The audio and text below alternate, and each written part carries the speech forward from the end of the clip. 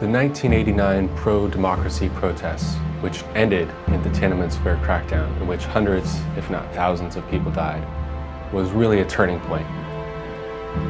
The government realized it could never again let the world see these horrible images. They need to crack down on any threats before they ever reach that large scale.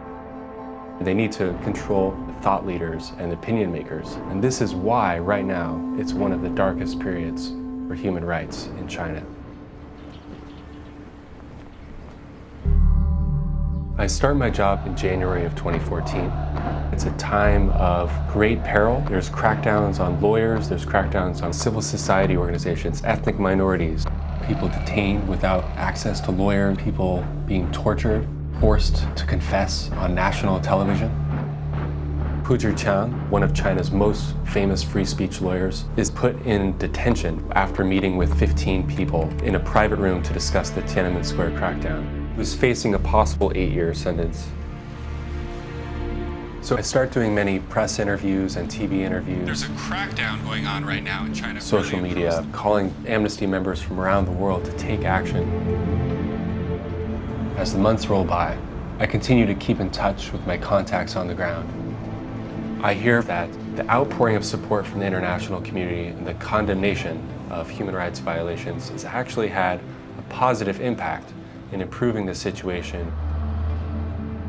The more exposure I'm able to bring to these important issues, the more Chinese citizens will be able to enjoy their basic human rights, because China isn't impervious to the world's public opinion.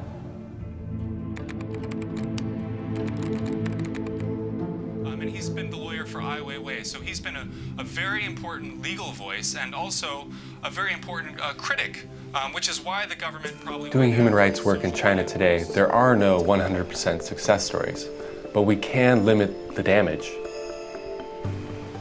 In the 2 years that I've been working here, I've seen that the state seems to have backed off from some of its worst attacks against human rights defenders. And this gives us glimmers of hope that even in this dark time, improvements are possible.